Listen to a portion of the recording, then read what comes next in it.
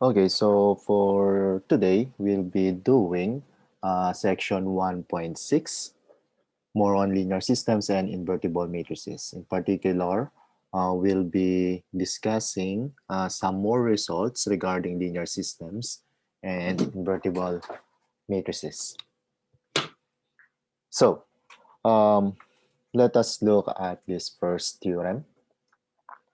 So a linear system or a system of linear equations has zero or one or infinitely many solutions. There are no other possibilities.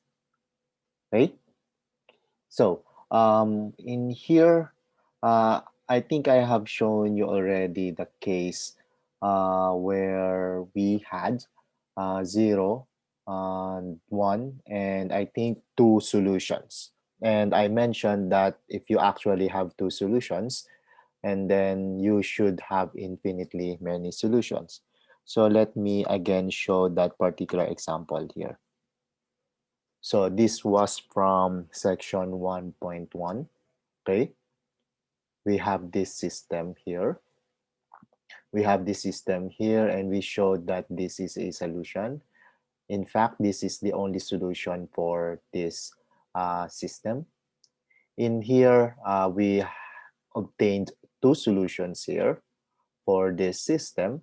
And I mentioned that since we have two solutions in here, we can actually find infinitely many of them. And then finally, on this third system, uh, we said that there are no solutions. Okay, so in a more general sense, uh, we have those cases. So a linear system has either 0 or 1 or infinitely many solutions, and there are no other possibilities. Okay, by this statement here, we mean we cannot find just two solutions or we cannot find just three solutions. If we found two solutions or three solutions, then there should be infinitely many of them for the linear system. Okay, so let us prove this. Let us prove this. So what we're going to do is to consider, okay, consider a linear system. So here we consider the system or the linear system. So the linear system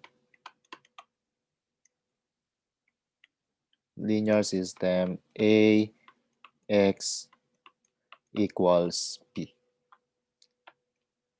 Okay, so meaning we have a systems of equation and then we converted it to a matrix equation. Okay, so consider the linear system AX equals P. So what we're going to show actually is the case for the infinitely many solutions. Okay, so this is the only case where that we're going to show. Why? Because if we don't find any solution to this, then we already have this case 1. This case 0, I mean. And then if we found a unique solution, then we have that case 1. And the reason why we only are interested in this infinitely many solution is that when you actually found two solutions, your goal is to find the infinitely many of them. Okay? You don't stop only with two solutions. Of course, you won't stop only in three solutions. So you need to show that there are infinitely many of them. So this is the more um, this is the case where we will focus on for this theorem. Okay, so if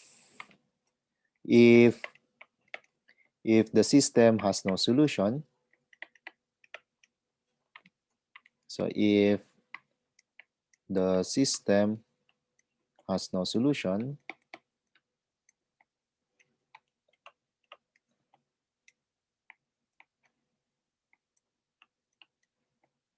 There's no solution.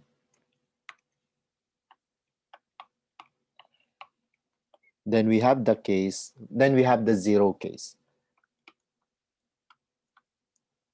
Then we have the zero case.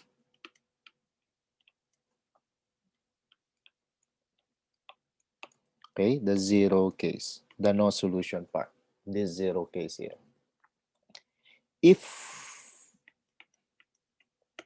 If there is exactly one solution, if there is exactly one solution,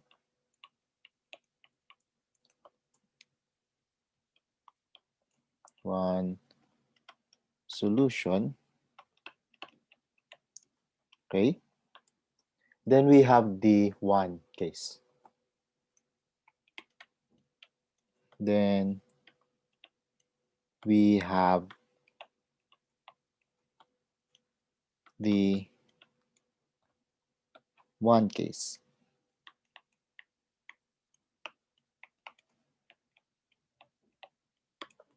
Okay. Now, what if we found two solutions? Okay. What if we found two solutions? We need to prove that there will be infinitely many of them. Okay. So suppose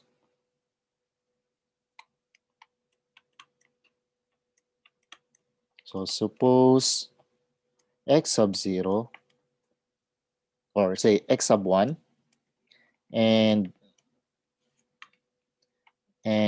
x sub 2 are two distinct solutions, are two distinct solutions, meaning they are different, okay? Solutions of ax equals b. Okay? So suppose there are suppose we found two distinct solutions, x1 and x2 for the system ax equals b. So what we want to show is we can actually find more. Okay? We can actually find more. So the question is, how do we get the other solutions? In fact, how do we get those infinitely many solutions? Okay? How do we get those infinitely many solutions? Okay? So here, this is what we have then. Okay? Then ax1, or quantity x1 minus x2. Okay? So quantity x1 minus x2. This is equal to ax1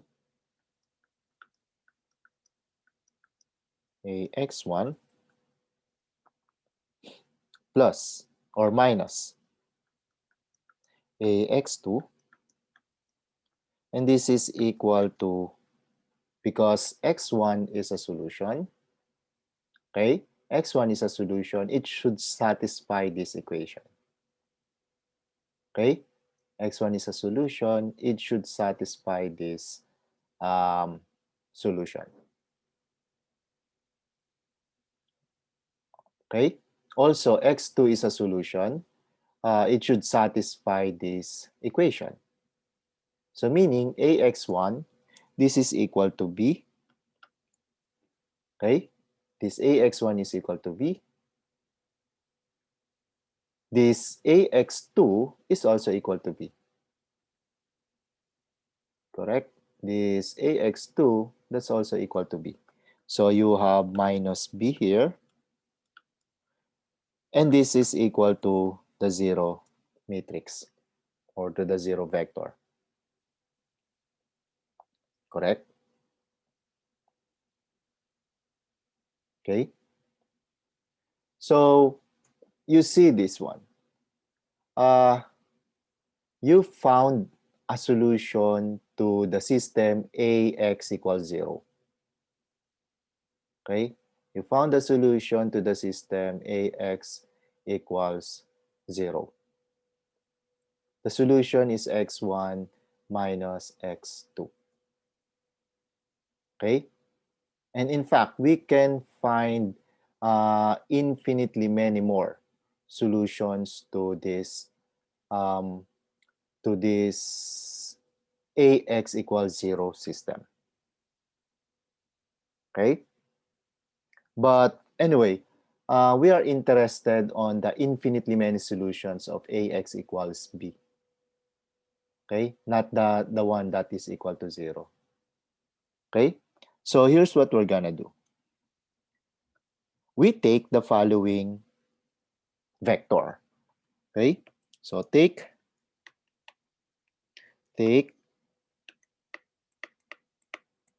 so let us label this vector as x sub 0. Okay? We take this vector. So this is equal to x2. Okay? Plus, okay, t times x1 minus x2.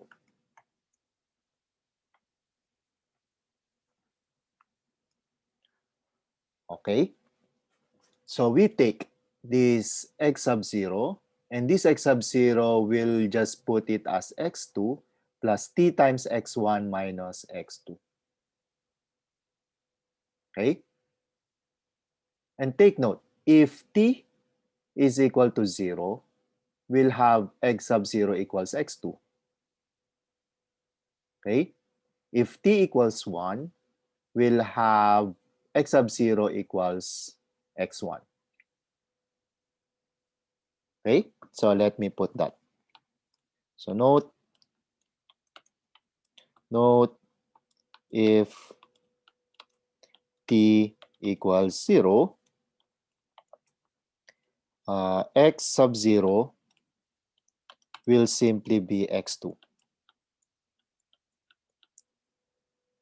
If t equals 0, then x sub 0 will just be x2. And if t equals 1, okay, if t equals 1, we will have x2 plus 1 times x1 minus x2, correct? Okay, so x sub 0 equals x2 plus x1 minus x2, and this is simply x1. Okay, so what if t is not equal to 0 or 1? If t not equal to 0 or t not equal to 1, not equal to 1, x sub 0 is different.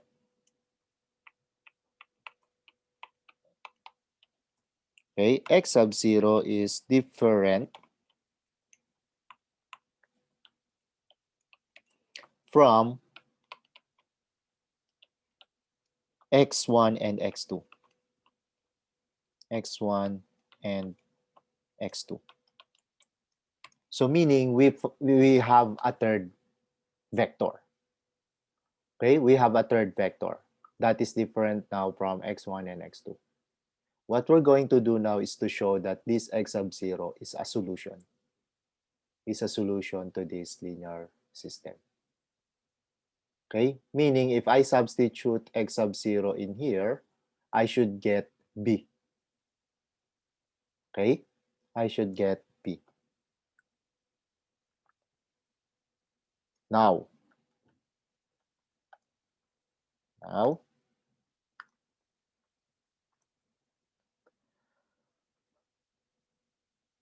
a x sub 0 Okay, x sub 0. This is equal to a quantity. So we replace now x sub 0 with this here. So x sub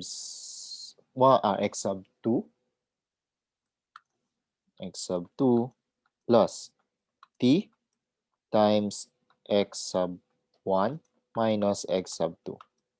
By the way, the t here, it's a scalar. Okay? T here, it's a scalar. It's any number, any real number. Okay? So I have to, I think, mention that one. But anyway, so we have this, and then recall the property. You have a matrix, and then you have a vector. You can distribute the matrix. We will get ax2 plus a times quantity t x1 minus x2. Correct? And if t is scalar, remember that scalar can move in and out. It can move outside, and then it can move further outside. Okay? So we will get ax sub 2 plus t a x1 minus x2. Follow?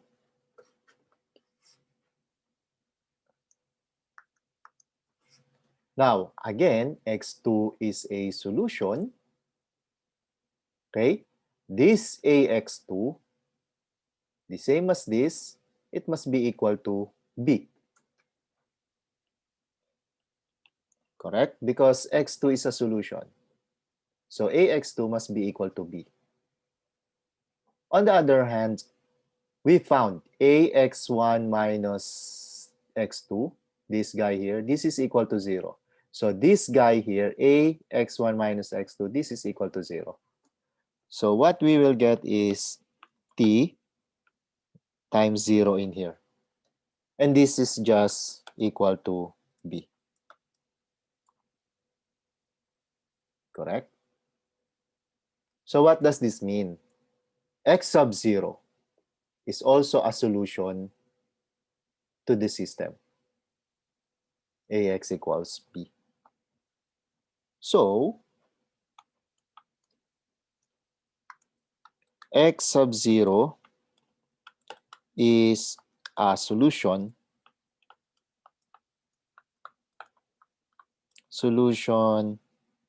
of ax plus b. Ax equals b. Okay? And what does this mean? If you change your t to any number, okay, whatever number that one is, the x sub 0 will be a solution of this. So if I change t equals 1/2, it will still be a solution. X sub 0 will still be a solution. If I change t with -10, it will still be a solution. In short, there are infinitely many choices for t. And therefore, there will be infinitely many choices for x sub 0. Or there are infinitely many forms for x sub 0. Okay? So that proves this statement. If you found two solutions, then there must be infinitely many of them. If you only found one, we can't do anything in that because there's only one. Okay? Later, we will see how to make sure that there is only one solution. Okay? I think we already had that one before. But anyway, let me finish the statements here. Okay? Since t is an arbitrary scalar,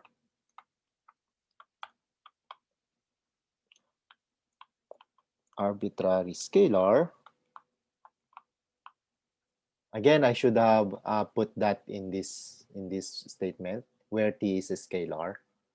So anyway, so since t is an arbitrary scalar and there are infinitely many choices for t,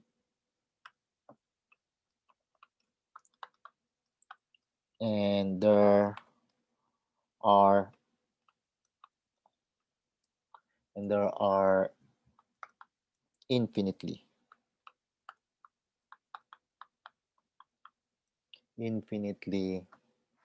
many choices for t, many choices for t,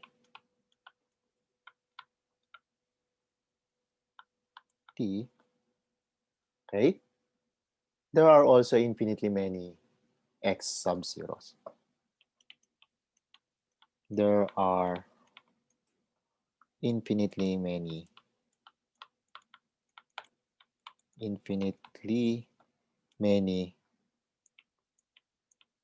possible x sub zero. Possible x sub zero. And we are done. Okay, and we are done. And then usually I put this symbol saying that I am done with the proof. Okay, so this is the complete proof for this theorem. So again, if we cannot find any solution, then we have the zero case. Okay, and we will say that there are no solutions if, for example, we did the linear system in matrix form. We look at the augmented matrix. We tried to use Gauss-Jordan elimination, and we found contradictions. Okay, we found contradictions. Then the linear system has zero solution. Okay, and then for the case one, again, we can also use Gauss-Jordan elimination method, and we will be able to find exact solution if the matrix the matrix itself can be reduced to the identity, okay, to the identity matrix, okay. And then if for the infinitely many case, this is a way, okay, this is a way. You have to find two solutions, and therefore you will be able to find infinitely many of them. Or you can also use your Gauss-Jordan elimination method, and you will find what? There will be a zero row, possibly. And once you have a zero row and no contradictions found, then you have infinitely many solutions. Okay? So again, the point of this theorem is that these are the only three cases. Okay? There's no solution, there's exactly one solution, or there's infinitely many of them. If you found two, there must be infinitely many of them. If you found three, there must be infinitely many of them. Okay? Question. Question.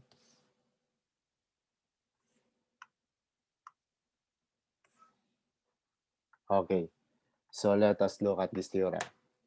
So if A is an invertible n by n matrix, then for each matrix B, the system of equations AX equals B has exactly one solution. Namely, it's A inverse B. The solution is of the form A inverse B. Okay? So here, in connection to the previous theorem, okay, this case here 1, okay, this case here 1 can be further explained by this. Okay? So that's the actual way of showing that there's exactly one solution. If the matrix A is an invertible matrix, okay? If the matrix A is an invertible matrix, then this system has exactly one solution. you cannot find infinitely many of them. Okay? So in here it says the proof is left as an exercise. You need to show two things. First, show that there is a solution. Okay? So you need to show that there is a solution. And second, there's only one of them. Okay? Meaning if you found, say, if you found two representations of solutions, okay, then those two representations represent only one vector. Okay, so existence, that's your one solution. Uniqueness, that's the word exactly. So exactly one solution. Okay, now instead, I'll just prove this to you. I'll just prove this theorem. So you can look at, actually, I'll just sketch the proof. I'll just sketch the proof. Okay. So you will start from the following. So sketch. This is just a sketch. You have to supply the details. Okay. So of course, for each n by 1 matrix, so let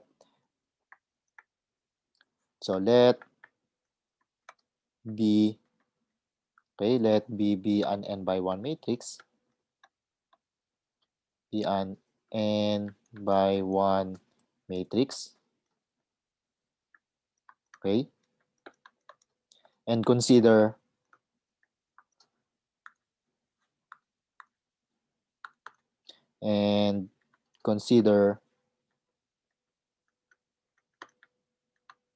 consider the matrix equation A x equals B. Okay, AX equals B. So this statement here tells us that for each n by 1 matrix, so whatever n by 1 matrix you choose, okay, you will have the solution. Okay.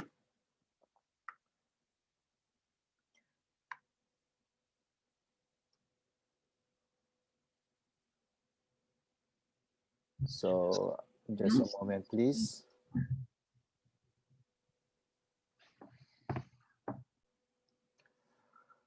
Okay, so where are we now? Now, notice that A is an n by 1, it's an n by n invertible matrix. Okay, then we can follow this. Okay, we can follow this. Okay.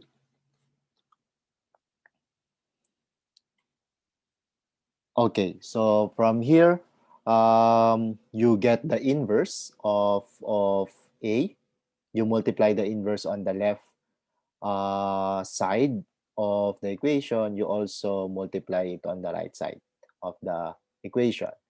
And if you multiply A inverse on the left of the term, you have to multiply also on the left of the term. Meaning, you will get something like this. So A inverse quantity AX, this is equal to A inverse B. So if I put the A inverse on the left of AX, I must also put A inverse on the left of B. Okay? But in here, this is the same as your, so you got your X, you have your A inverse A. Correct? Associative property of matrix multiplication, and this is equal to IX. So your identity matrix I multiplied to X, and this is simply your X. Okay? So this means that X will have this form. It's given in here. Okay? It's given in here. Okay? So you have shown the existence. For the uniqueness, so this is existence. This is for the existence. For the uniqueness, say you found another solution. Okay, you found another solution. So suppose there is another solution. Also, let us write it here first. So x sub 0 with this, okay, x sub 0 with this matrix is a solution, is a solution. Okay? To show uniqueness,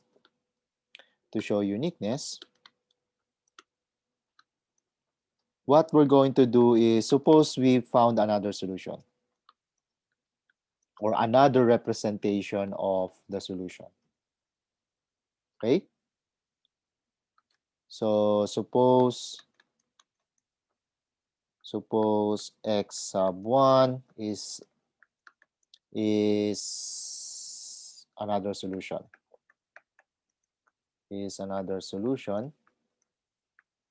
We don't know if this is different or same with the previous one.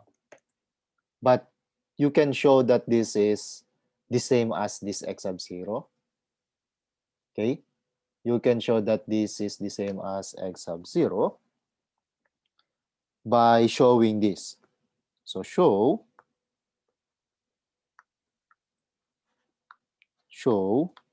this is what you need to show. Show x sub 1 is actually x sub 0. Okay? Show x sub 1 is actually x sub 0. To do this, solve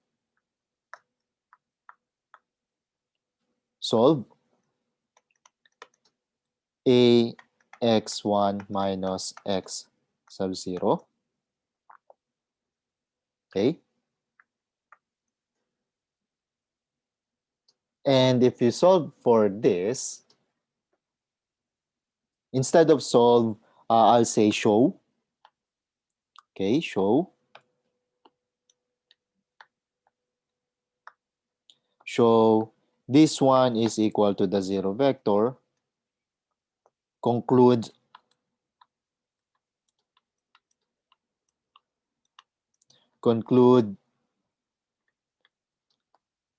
x1 minus x sub 0, this is equal to the 0 vector.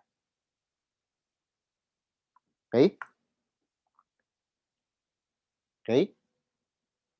But this guy here, once you have shown this, a times x1 minus x sub 0 equals 0.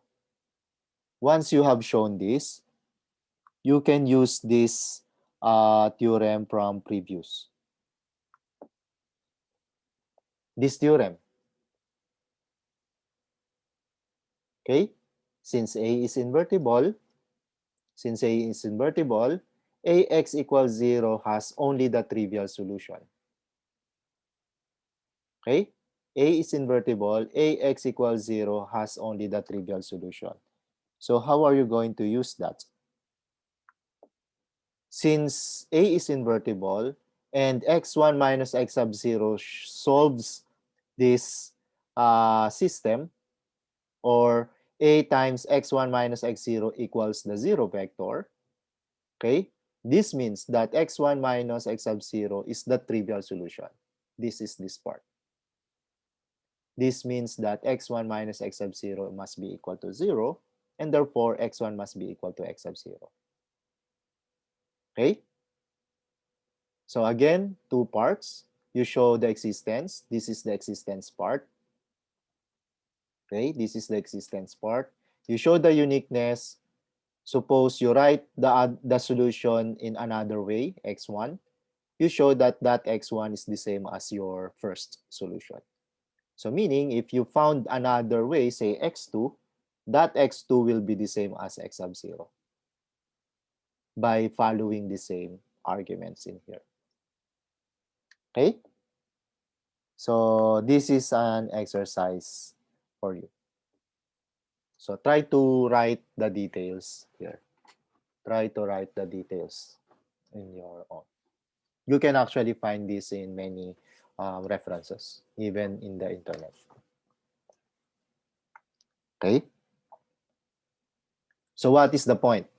If you have shown that if you have a linear system, AX equals B, and you have shown A is an invertible matrix, then you can easily get the the solution to the system. Okay? For example, so we want to find the solution set of the linear system. Okay? So one way to do this is to show that the matrix of coefficients is actually is an invertible matrix. And once you have shown that it's an invertible matrix, then you can easily find the solution. Okay. So let us practice finding the inverse of matrices, particularly here 3 by 3 matrices. So here we let A to be the matrix of coefficients. So let us write that. So 1, 2, 3, 2, 5, 3, and then 1, 0, 8. 1, 0, 8. Okay. So practice on finding the inverse of this. And you can do that using the inversion algorithm that we discussed last time. Okay. So work on your desk or work on your working space, and then let us compare answers. So in this particular exercise, well, you're finding RREF. RREF will be tested. Okay. The use of row operations will be tested. Okay. Or will be practiced. Finding the inverse of A itself as our main goal will also be tested. So inversion algorithm. So using inversion algorithm. Inversion algorithm.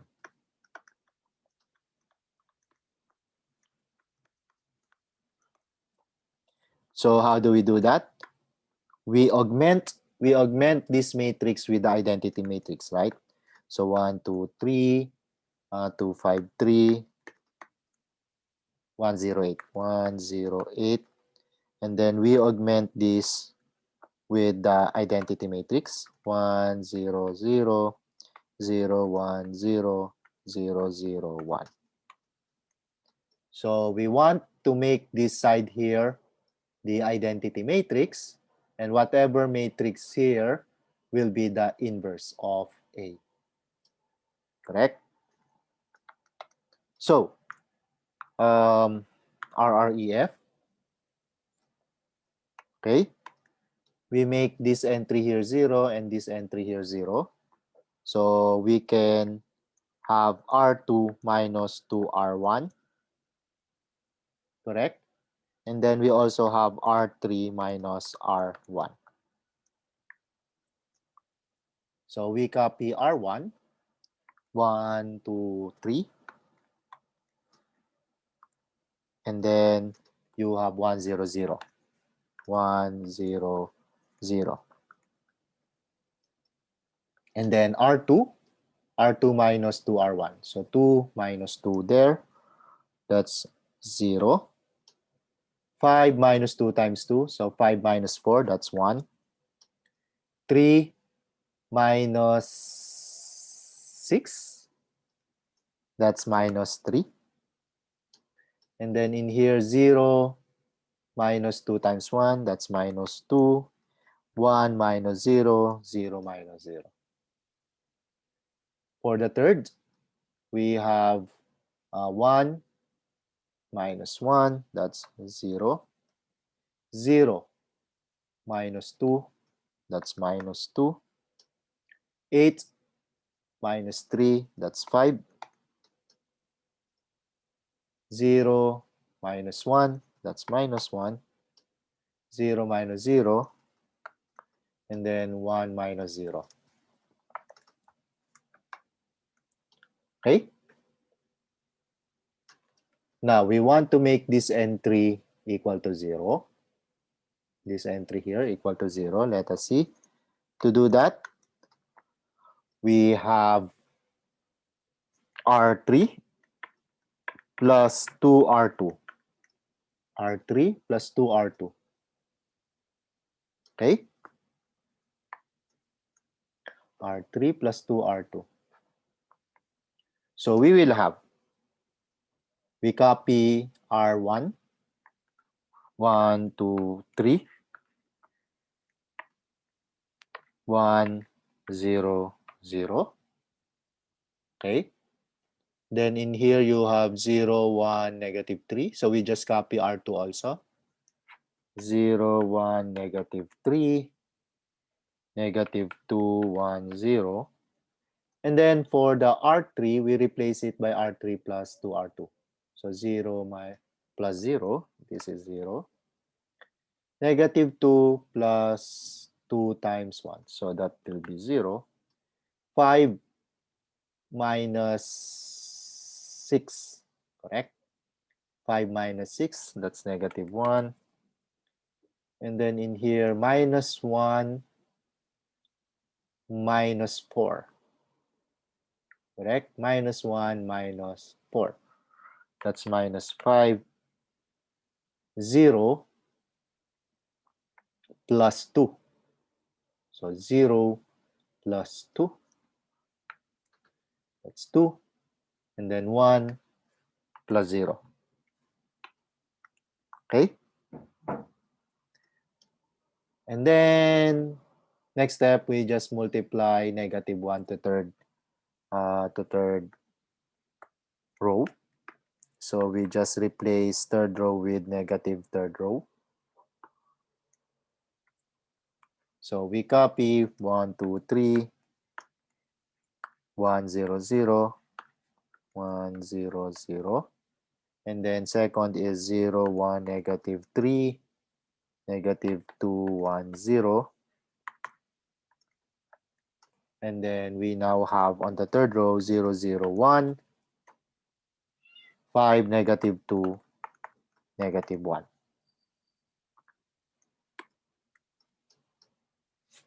Okay?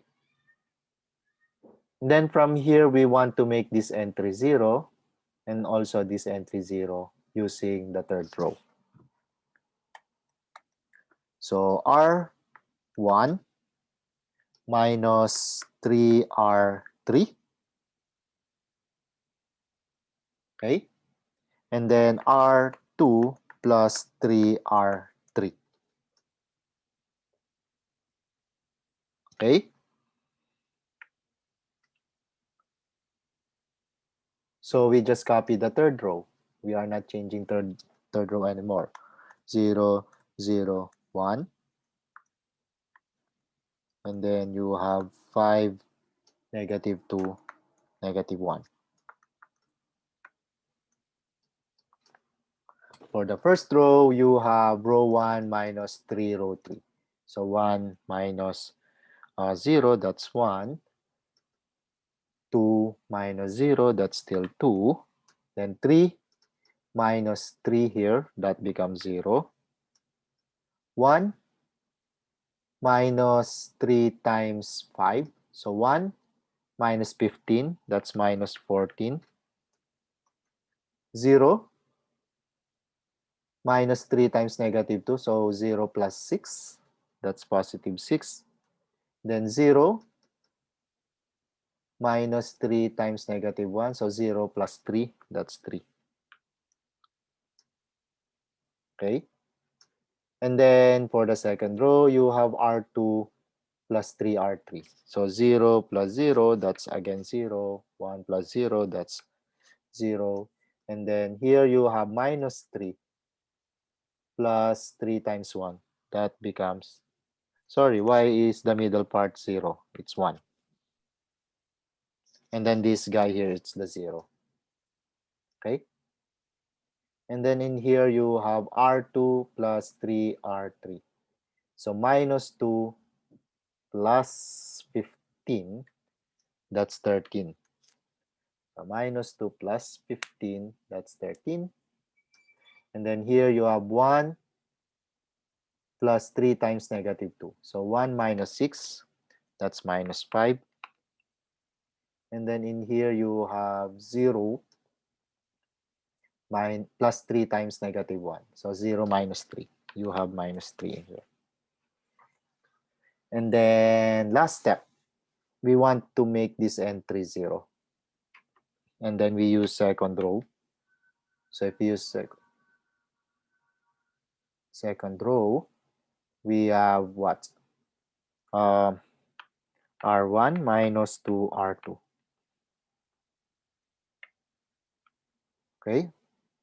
R1 minus 2 R2. And then what will happen to this? So we just copy second row, 0, 1, 0. Okay? And then you have 13, negative 5, negative 3. For the third row, you have 0, 0, 1.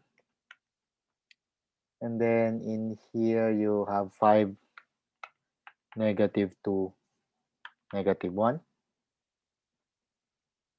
Correct? And for the R1, you have 1 minus 0. That's still 1.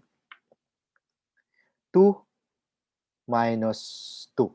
That's 0. Then 0 minus 0. That's still 0. And then in here, you have minus 14 minus 2 times 13. So what is that? Minus 14 minus 26.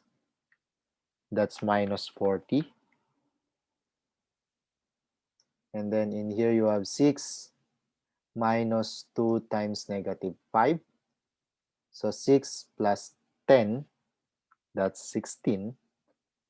And then here you have 3 minus 2 times negative 3. So 3 plus 6, that's 9. Okay, so just please check my arithmetic there. But what do we see in here? This guy here is your A inverse. Okay, because we were able to reduce this to what? To identity matrix. So what does this mean? This means that X, okay, the solution.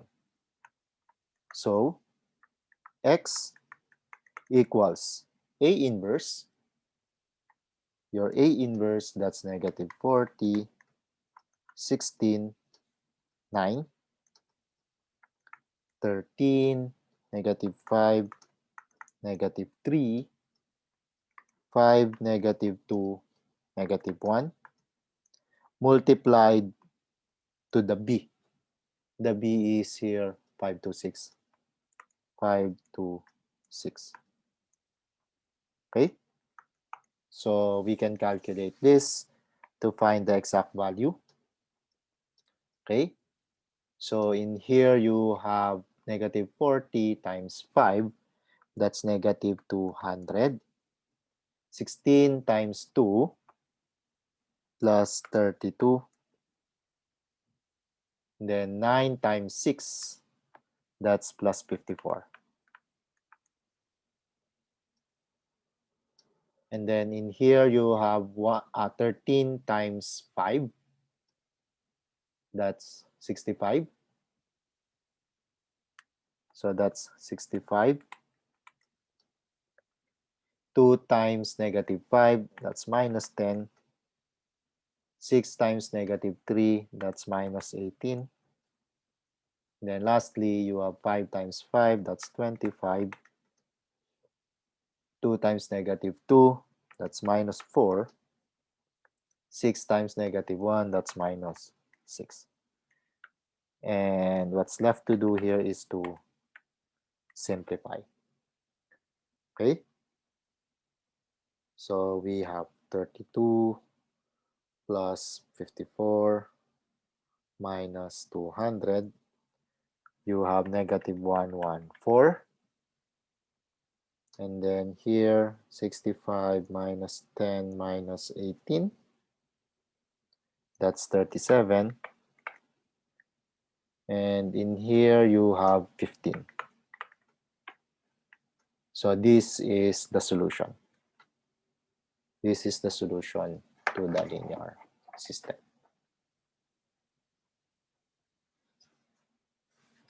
Okay?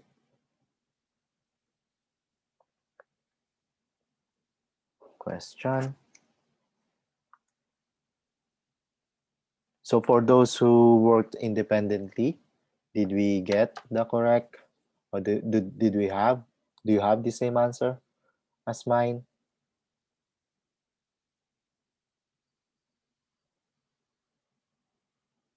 Okay? Yes. Yep. I have a question. Sure. So basically, anytime that we're able to, how to say, do the inversion of A, um, basically there will be only one solution. Yes. Okay, awesome. Yeah, yeah. Other questions?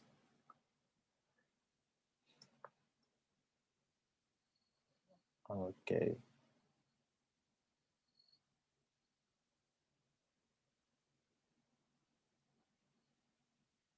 Okay, so let us see.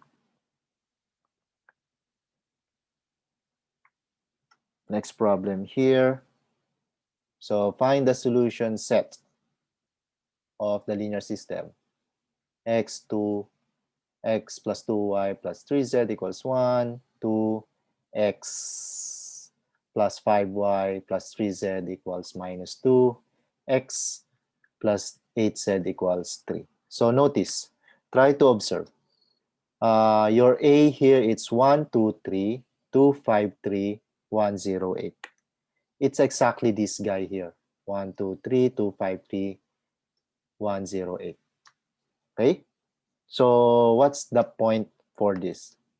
We can easily solve this system without doing all the process again.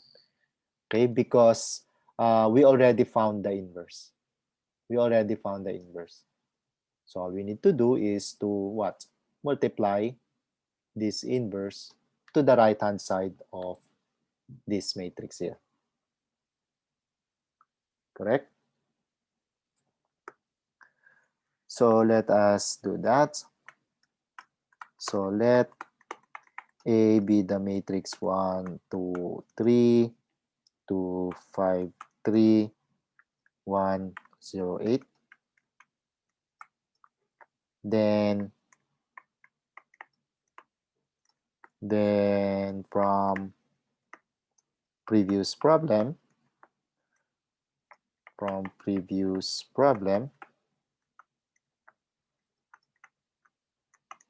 A inverse equals. So let's just copy that A inverse from the previous problem.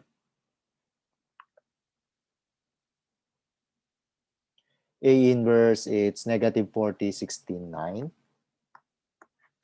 Negative 40, 16, 9. 13, negative 5, negative 3.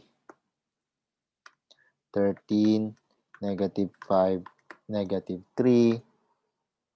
And finally, 5, negative 2, negative 1. 5, negative 2, negative 1. 5, negative 2, negative 1.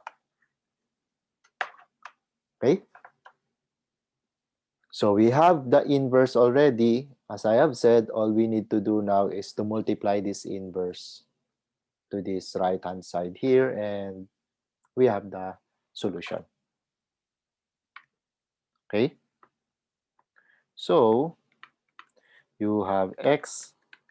This is equal to that A inverse multiplied to 1, negative 2, positive 3. Then just do the multiplication and you will find your x. Okay?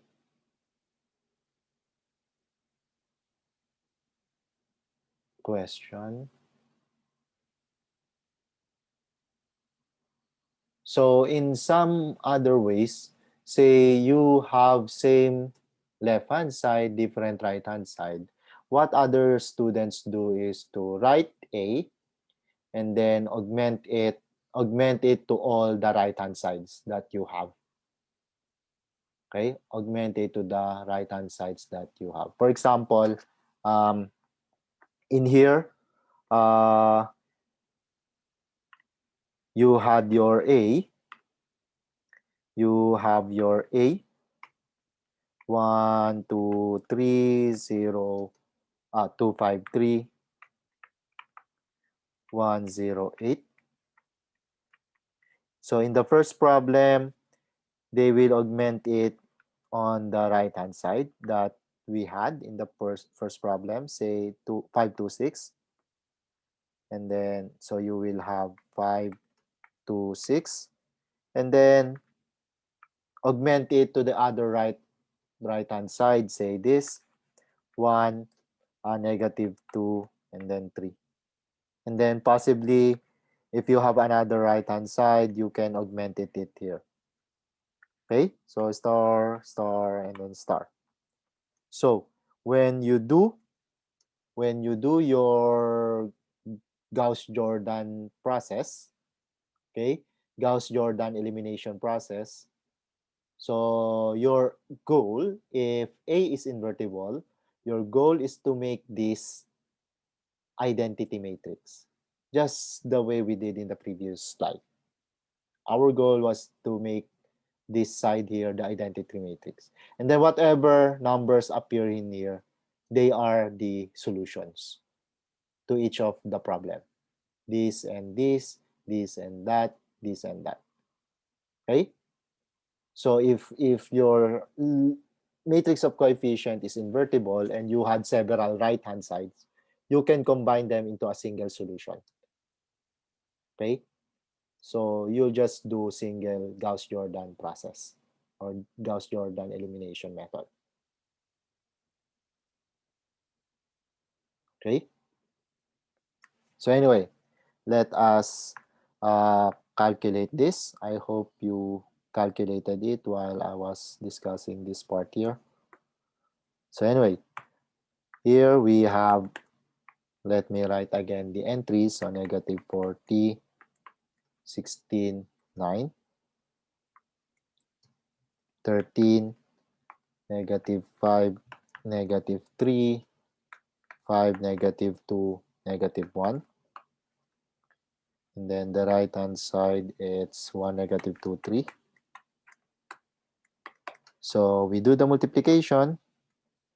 We have 1 times negative 40, that's minus 40.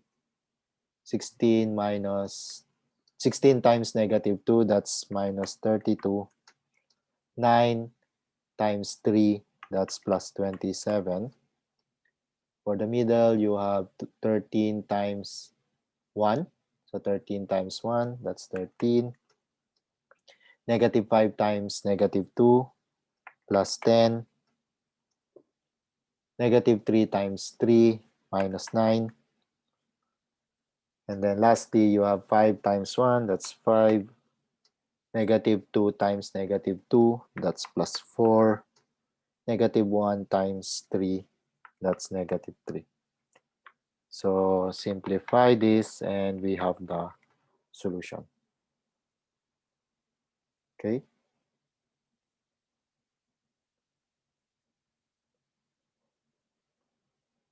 And we have negative 45 in here.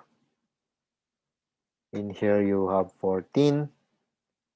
In here you have 6. Please again check my arithmetic. That's what you should get.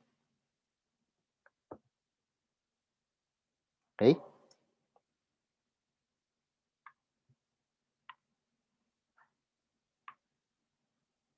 question.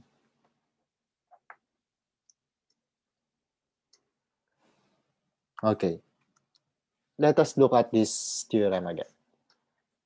So, if B is a square matrix such that BA equals I, the identity matrix here, then B equals A inverse.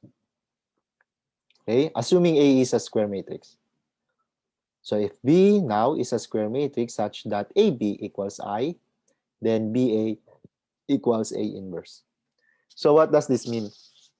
In the previous discussion, okay, in the previous discussion, to show that B is the inverse of A or A is the inverse of B, we need to show two things.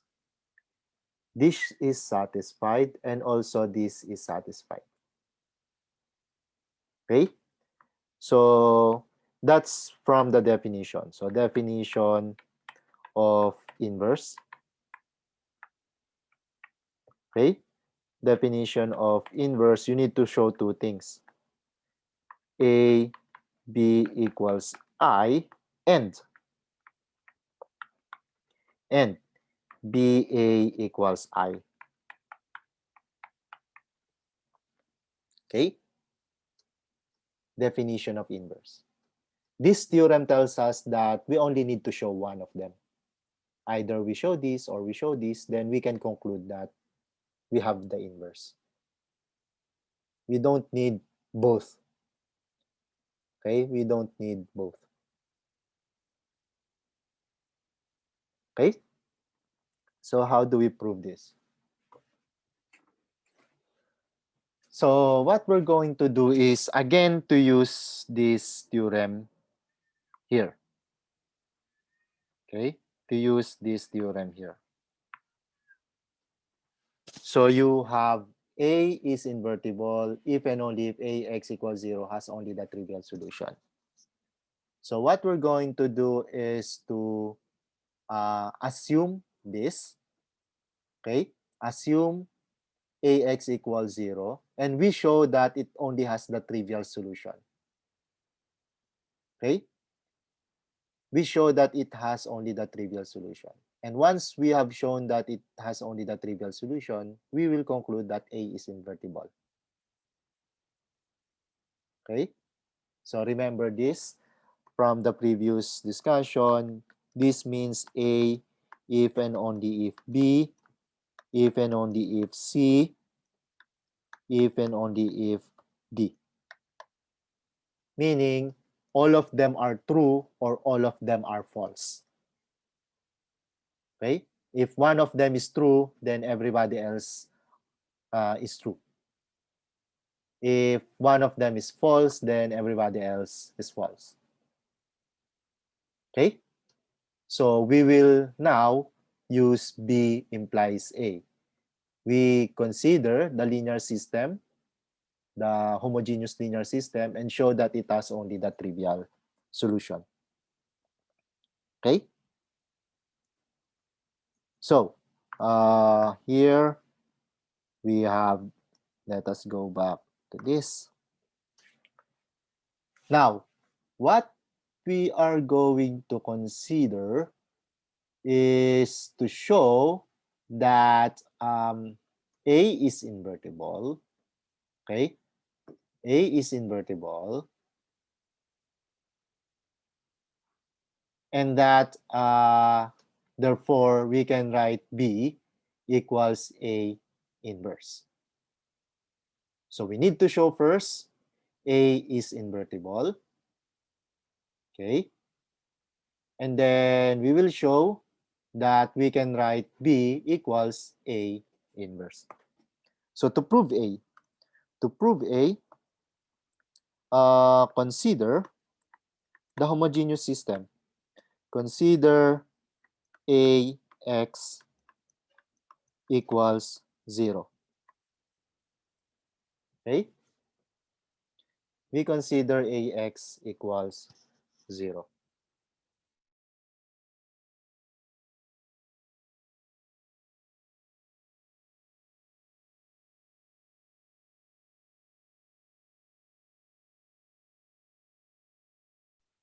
So for this system, we want to show that this only has the trivial solution.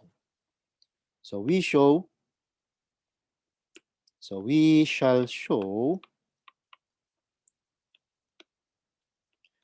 show that it has only the trivial solution,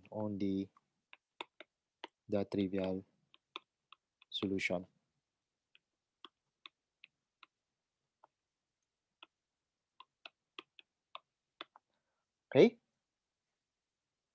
So let us take a solution now. Suppose x sub 0 is a solution. Suppose x sub 0 is a solution.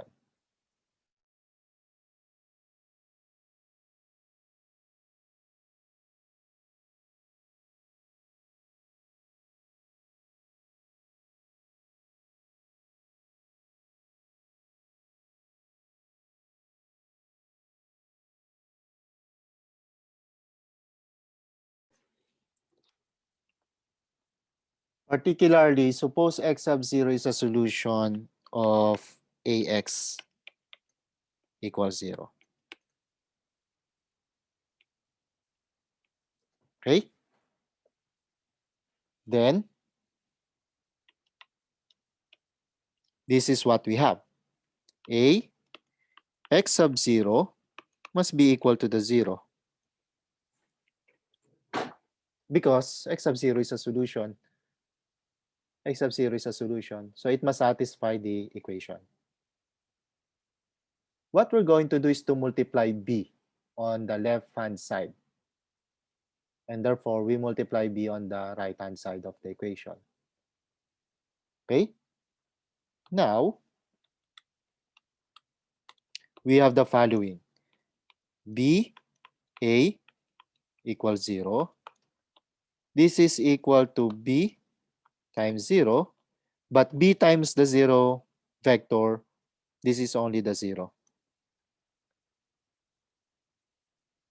But notice, you have here BA. We are assuming BA equals the identity matrix. Okay? So this is equal to I x sub 0. And therefore, this is your x sub 0. So what does this mean? Your x sub 0 is a solution of ax equals 0. Therefore, it satisfies this equation. Now, in order to find the exact vector x sub 0, we used this condition. We multiplied b on the left-hand side. We also multiply b on the right-hand side. So we have here BA equals x sub 0. And therefore, that should be equal to b times 0. But b times 0, that's your 0 vector. On the other hand, BA, according to this, is equal to the identity matrix. So you have I x sub 0. Okay? But I times x sub 0, that's your x sub 0. So this shows that x sub 0 is actually the 0 vector. And x sub 0 was any arbitrary solution. Okay? X sub 0 was chosen to be anything as long as it's a solution of ax equals 0. But it turns out x sub 0 has exactly one form, the 0 vector. Okay? So, x sub 0 equals 0 implies that, so x sub 0 equals 0 implies that ax equals 0 has only the trivial solution. Has only the trivial solution. Okay? Has only the trivial solution. And therefore, so A is invertible.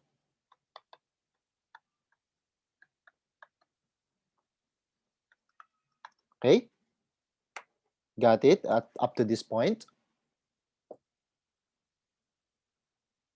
So if you have a linear system, you take any arbitrary solution, and if you have shown that that arbitrary solution is just the zero solution or the zero vector, you only have the trivial solution.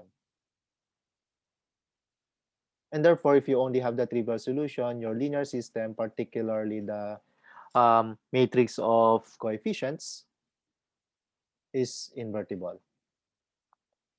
So now, if A is invertible, we can write A inverse. The only thing to do is to show that B is actually A inverse. Okay? So, BA equals I. This implies B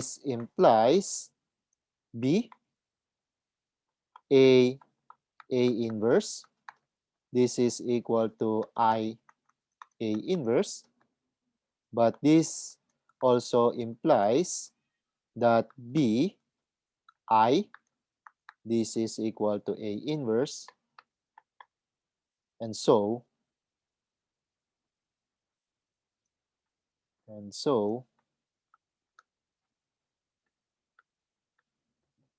B equals A inverse.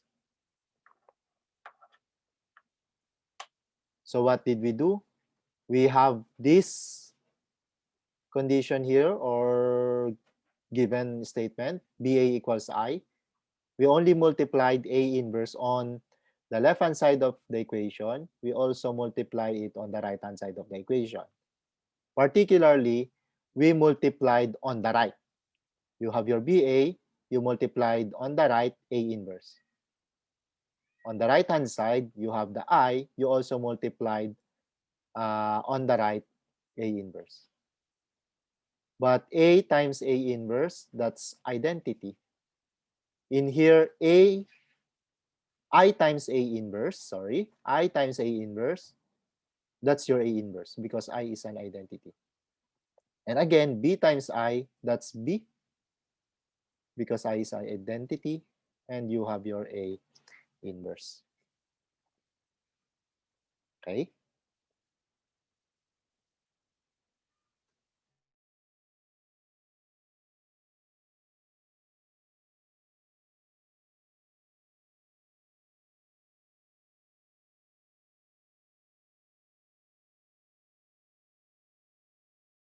Question?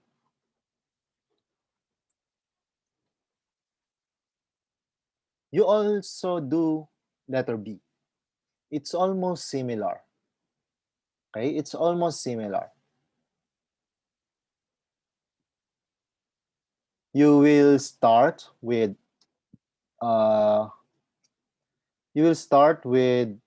this condition. You'll start with, actually not this condition, but the condition bx equals 0. Okay? And then you will also show that that if you take an arbitrary solution x of 0, that arbitrary solution is the 0 vector. Okay? That arbitrary solution will be the 0 vector.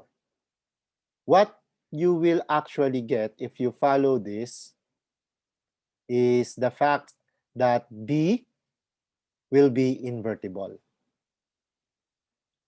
Okay? B will be invertible. Okay? So if you follow this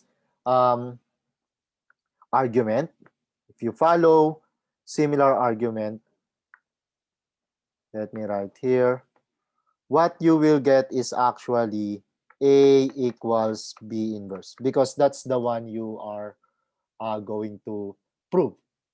So you follow the exact same argument, except that you have bx equals 0, bx sub 0 equals 0 here. In this part, you will have a b x sub 0 equals a 0 equals 0. And then you will have ab equals I implies, oh sorry, this part here, uh, it will mean after showing x sub 0 equals 0, it will mean bx equals 0 has only the trivial solution, and so b is invertible. So everything is in terms of b. So this is your last step here. Instead of b equals a inverse, you have your a equals b inverse. But you can do this. A inverse equals b inverse inverse. And this is equal to b. So you have this equality here on the last part. Correct? So this is the additional step. So you can do the proof B.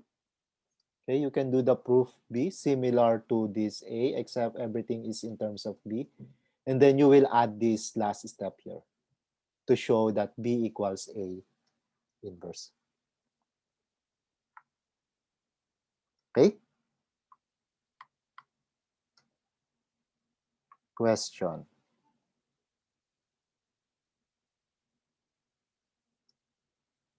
So, from the previous four equivalent statements, okay, A is invert. So let A be an n by n matrix, then the following are equivalent. A is invertible. A x equals 0 has only the trivial solution. The reduced row echelon form of A is In. A is expressible as a product of elementary matrices. Okay? A is a product, A is expressible as a product of elementary matrices. We add two more statements. Ax equals B is consistent for every n by 1 matrix. Remember, in the previous theorem, we said that for any n by 1 matrix, so we have that if A is invertible, then for any n by 1 matrix B, Ax equals B has exactly one solution. Therefore, there is consistency because there is a solution, and the exactly one solution is actually in here. So we can add the two statements in here. So meaning if A is invertible, then E and F are both true.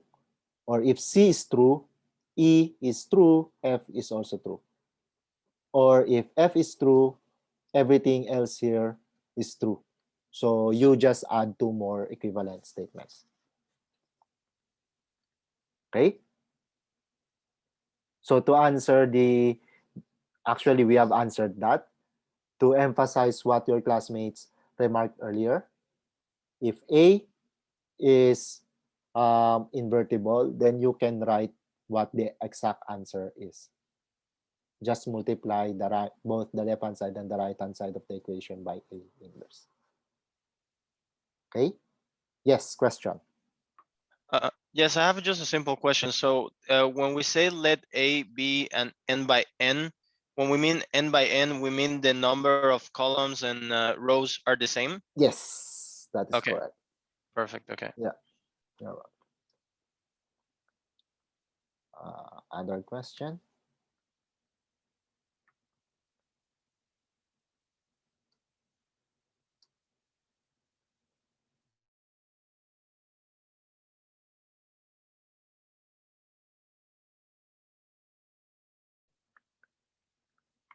Let us look at this theorem. Let A be square matrices of the same size. If AB is invertible, then both A and B must be invertible. Okay? So let AB be a square matrix or be square matrices of the same size. If AB, the product AB is invertible, then both of them must also be invertible. So what is this? In the previous theorem, this is what we had. So A, B, invertible, invertible. Then AB is invertible.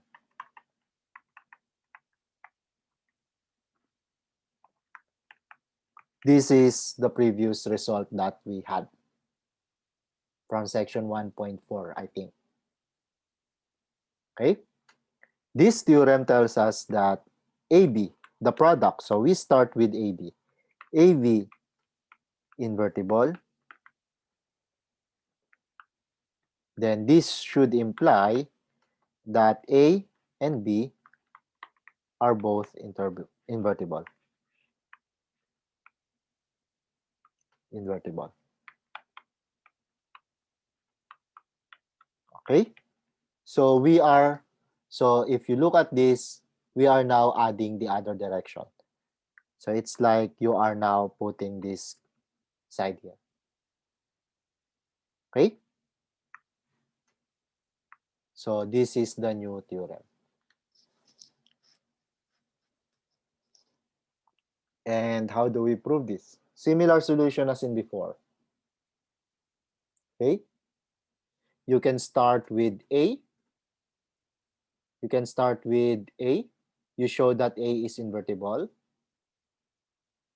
Okay? So how do we do that? You start with the linear system, AX equals 0. Okay? Oh, I think you can start with B. You want to show that B is invertible. Okay? You start with the linear system Bx equals 0. And then you get a solution, x sub 0, for that linear system.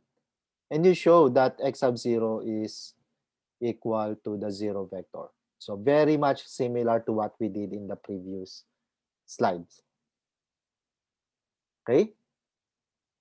And then what you're going to do is to multiply both sides of the equation by a. So you will have ab x sub 0 that will be equal to a times 0. Okay? So what does that mean? Your x sub 0 will be a solution to the linear system a b x equals 0. Okay? Something along the lines.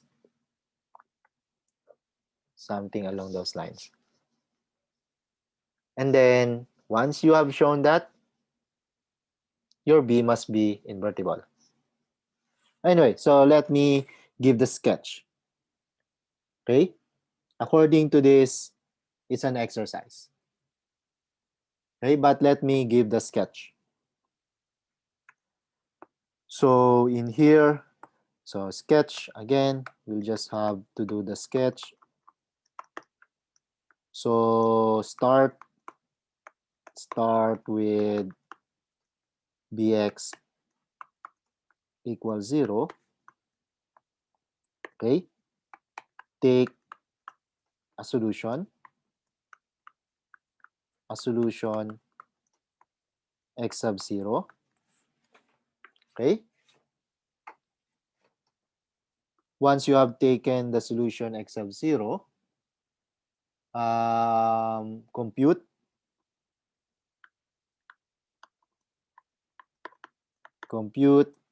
for a b x sub 0. Okay, in fact, instead of compute, I'll do the computation to you, or at least the answer. So show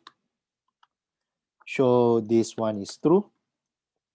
Okay, because this one is true, this will imply that x sub 0 is also a solution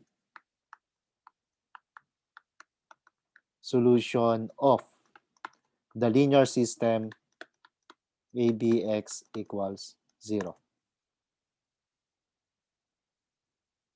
Okay, And since x sub 0 is a solution to this linear system, and because AB is a solution, is invertible, I mean, it means x sub 0 must be the trivial solution. So you need to show since AB is invertible,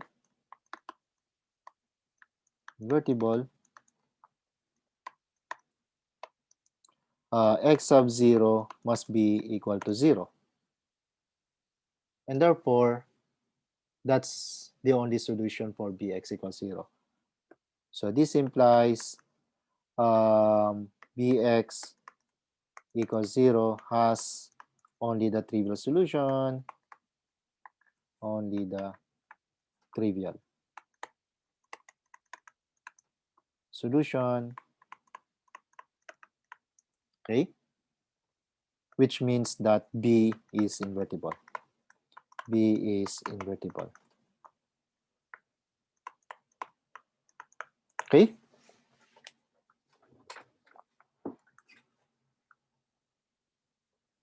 And then you have answered this part. You are left to do A. You use this. You use this. Okay? You use this to do that. So show A is invertible. Okay? And to do that, all you need to do is to do this. A is equal to AB, B inverse.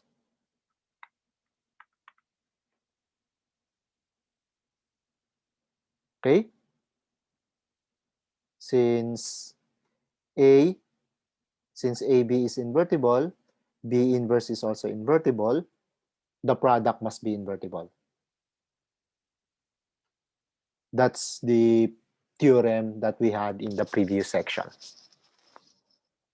Okay, so you have to explain that. Okay, so you need to explain all of this. Okay, this is just a sketch. You have to write the complete details.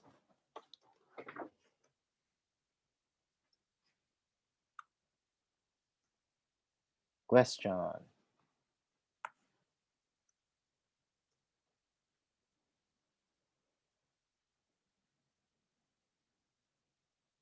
Question.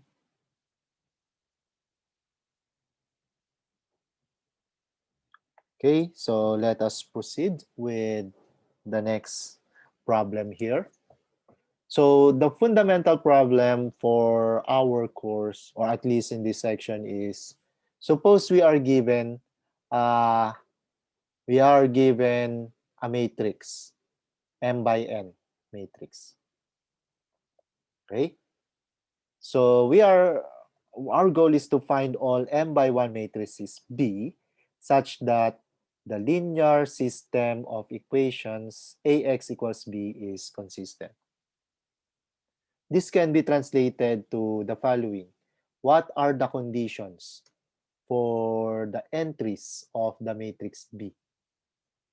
Okay, so that Ax equals B is consistent. Okay, so what are the conditions for the matrix B, or the entries of the matrix B, so that Ax equals B is consistent, meaning Ax equals B has a solution? Okay, so what conditions must B1, B2, and B3 satisfy in order for the system, so this system, to be consistent? Okay, let us solve this. Let us solve this. So we write the augmented matrix. So we write the augmented matrix. So 1, negative 2, negative 1, and then B1. Then you have negative 4, 5, 2, B2, negative 4, 7, 4, B3. Okay?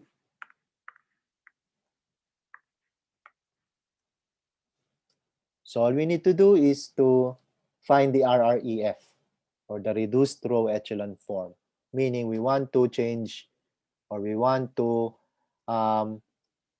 apply row operation so that this part here becomes the identity matrix, if possible. Okay? If possible. Because if this is the identity matrix, then this always has a solution. Meaning whatever B1, B2, and B3 are, this always has a solution. If this matrix reduces to, or does not reduce to the identity matrix, then we will find conditions for B1, B2, and B3 so that this system will have a solution. Okay? So anyway, let us work on the RREF. Let us try to find the reduced row echelon form. So in here, we can have R2 plus 4R1, R3 plus 4R1. Okay? So we want to make the 0 and 0 here. So we copy 1, negative 2, negative 1, and then B1. For R2, you have R2 plus 4R1, so negative 4 plus 4, that's 0. 5 minus 8, correct? 5 minus 8, that's minus 3. 2 minus 4, so 2 minus 4, that's minus 2. And then here you have B2 minus 4B1.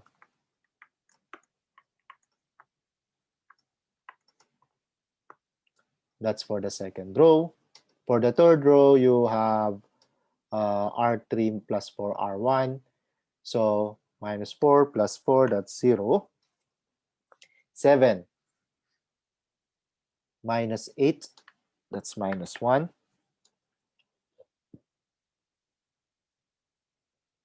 4 minus 4, that's 0. That's nice. And then B3, sorry, why is this minus? This should be plus here. This guy here, it's plus. And then, of course, the B3 will become, or the last entry here will become B3 plus 4 for B1. Okay? So this is nice because you already have this 0 and 0 in here. Okay? So we can interchange, we can switch rows 2 and rows and 3. So row 2, interchange this with row 3. We'll get, so for row 1, the same, negative 1, negative 2, negative 1, and then B1. And then for row 2 will become 0, negative 1, 0, B3 plus 4B1. And then you will have 0, negative 3, negative 2, B2 plus 4, B1. Okay? And then we make this entry equal to 0. Okay? So before I multiply everything with negative 1, I mean, before I multiply the second row with negative 1, let's make this 0 immediately. So for that, we will have row 3 minus 3 row 2. Row 3 minus 3 row 2. So this is what we're going to obtain. Negative 1 or 1, negative 2, negative 1, B1. Then 0, negative 1, 0, B3 plus 4B1. And then in here you have 0, negative 3 minus 3 times negative 1. So that becomes 0. Then negative 2, this one is 0. So 0 or negative 2 here. And then here you have B2 plus 4B1. So B2 plus 4B1 minus 3 times B3 plus 4B1. So you can simplify this. Okay? You can simplify this, but this is what you're gonna get. If you work backwards, you already have an answer you have the corresponding value for x3. You have a corresponding value for x2. And then you just replace it in here, you will have a corresponding value for x1. Okay? So in here, this is what we're getting. So negative 2x3, negative 2x3, this is equal to b2 plus 4b1 minus 3b3 minus 12b1. Correct? So we just copied here the details. And then x2, negative x2 particularly, negative x2, it's equal to b3 plus 4b1. And then finally, your x1 in here, okay, your x1, this is equal to what? b1. Here you have negative 2, you put it on the other side, that becomes plus 2x2. In here you have negative 1, you put it on the other side, it becomes plus x3. Okay? And then you use this x2 and then this negative 2x3 in here. But the point here is you will have a value for x1, you will have a value for x2, you will have a value for x3. Whatever your b1, b2, and b3 here. Okay? So what we actually can conclude in this is that whatever, so whatever b1, b2, and b3 are, so whatever b1, b2, and b3 are,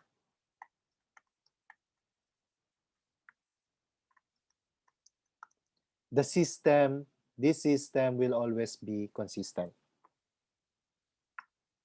B3R, the linear system will always be consistent. Linear system will always be consistent.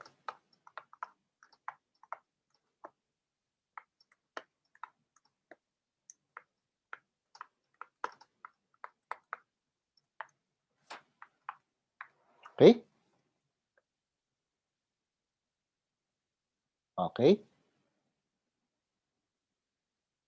So, we don't have to have conditions for B1, B2, and B3. They can be anything. And you will have a solution for the linear system. Okay? Question.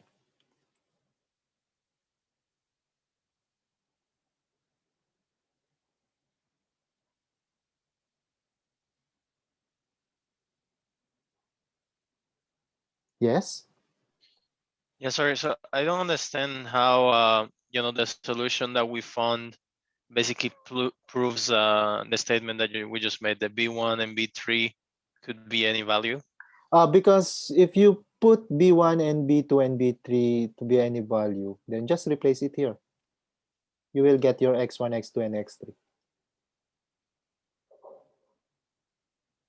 Because you were able to write your x1 in terms of b1, b2, and b3, your x2 in terms of b1, b2, and b3, and your x3 also b1, b2, and b3, which means that whatever values b1, b2, and b3 are, you will be able to get exact values for x1, for x2, and for x3, meaning you will have a solution. Oh, okay, okay, okay. Thank you. Okay? Yeah. Other question.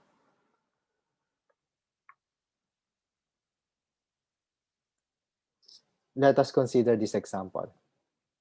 X plus y plus 2z equals b1, x plus z equals b2, 2x plus y plus 3z equals b3. So again, what conditions must b1, b2, and b3 satisfy in order for this system to be consistent? So similar solution. We will have 1, 1, 2, b1, 1, 0, 1, b2, 2, 1, 3, b3.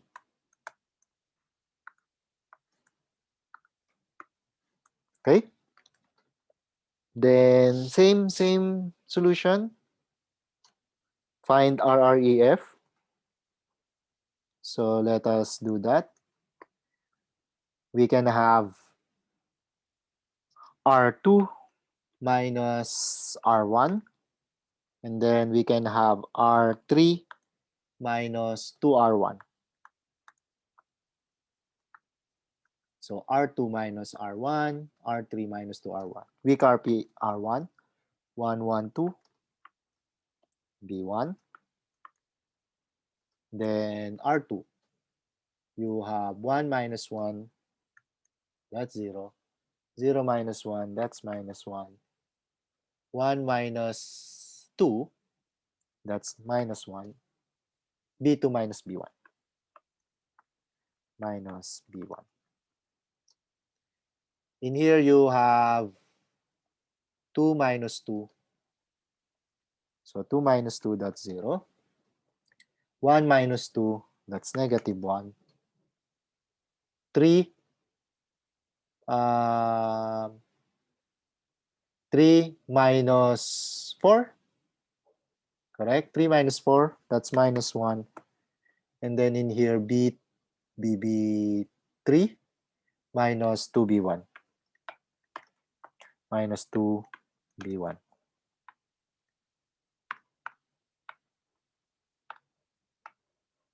Okay? Then notice these entries here, they are all the same. Well, row 3 for this matrix is the same as row 2 for this matrix. So we can just subtract. So row 3 minus row 2. So if you do this, you will have 1, 1, 2. And then you will have 0, negative 1, negative 1. And then in here, you will have 0, 0, 0. Correct? Because this will be 0 minus 0, negative 1 minus negative 1, negative 1 minus negative 1. But for the right-hand sides, so we'll just have B1 in here. And then we have B2 minus B1, B2 minus B1. And then in here, you will have what? B3 minus 2B1, 2B1 minus B2 minus B1. B2 minus B1. Okay?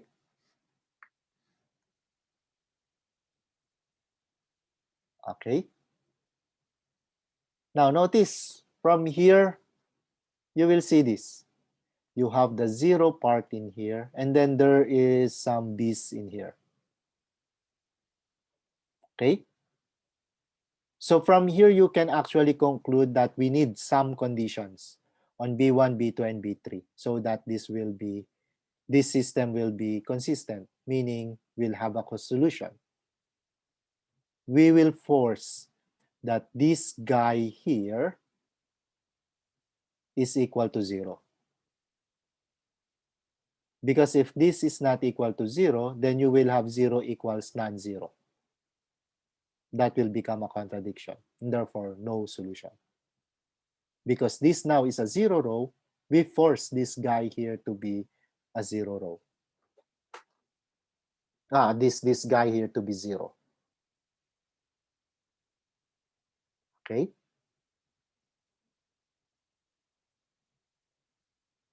Are we good for that?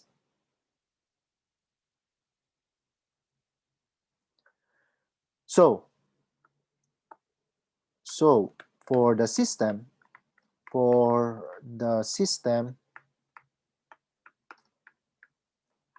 to be consistent,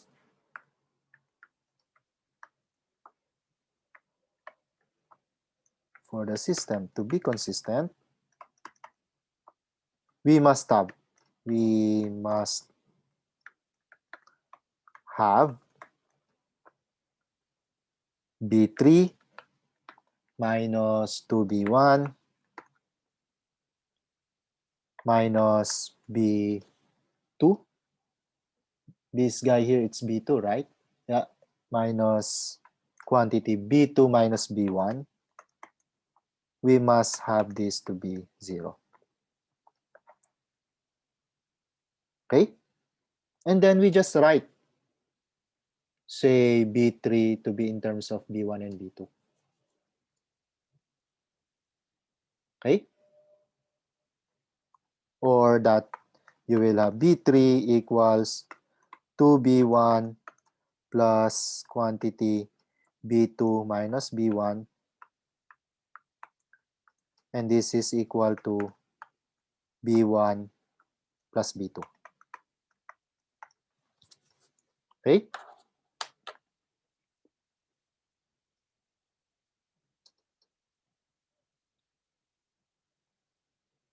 Okay? Did you get it? So again, we found a 0 row here on the left side of the augmented matrix. We found a 0 row here. So we are forced to have this 0 so that we won't get any contradiction. If this is non-zero, we will have 0 equals non-zero. That's a contradiction, and therefore this system will not have a solution. So to have a solution, if this is 0, we force this to be 0. So for the system to be consistent, we must have this to be equal to 0, or that B3 is equal to B1 plus B2. Okay?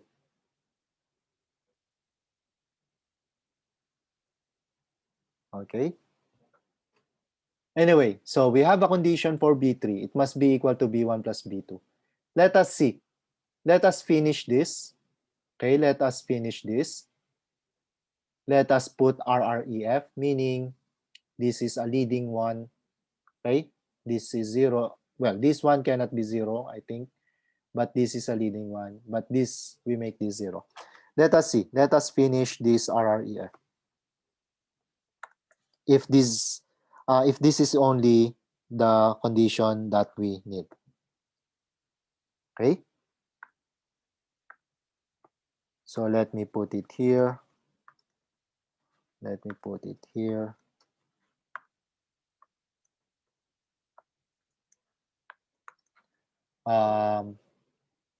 We make this 0.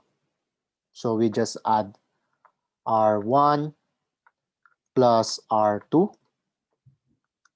So R1 plus R2, we have 1 plus 0, that's 1. So 1 plus 0, that's 1. 1 minus 1, that's 0. 2 minus 1, that's 1. B1 plus B2 minus B1. Okay? That's just B2. correct?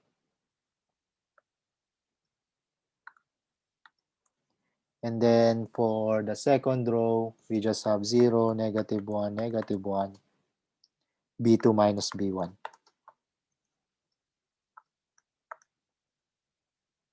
Okay, and then we just copy row 3. 0, 0, 0. We have simplified it here. It's B3. So if you simplify that, it's B3 minus B1 minus B2. Okay? And then finally, we just have negative R2.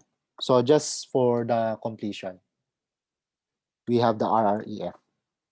1, 0, 1, B2, 0, 1, 1. This becomes negative B2 minus B1. So this becomes B1 minus B2. Then 0, 0, 0. This is B3 minus B1 minus B2. So indeed, that's the only condition that we need. Okay? This is the only condition that we need. So we can choose any B1, we can choose any B2, but our B3 must be B1 plus B2. Okay? So here to conclude, so choose any B1 and B2, choose any B1 and B2, but take B3 equals B1 plus B2. So that's the condition. Okay? Question.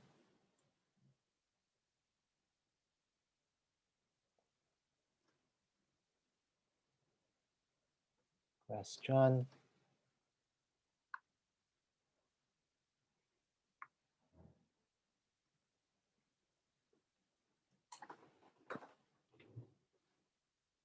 Okay, so I think the remaining slides for this set are just few more exercises. Okay, so solve the system by inverting the coefficient matrix. The other guy here, same. Solve the system by inverting the coefficient matrix. And then consider the matrix. Consider the matrices A and X. Solve the systems AX equals X or AX minus 4X. Okay? And then here we have another.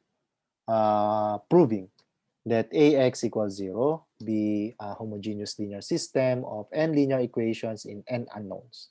Let Q be an invertible n by n matrix. Prove that AX equals 0 has only the trivial solutions.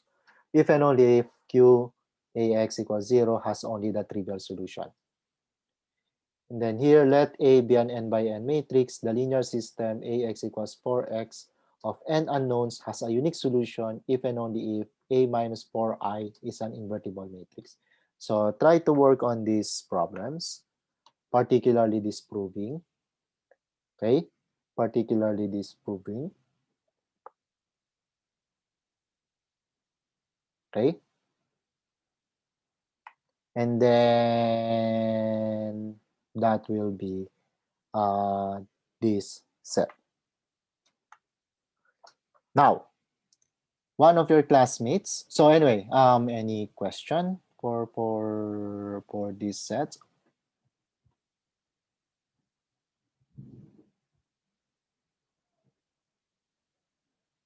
Any question for this set?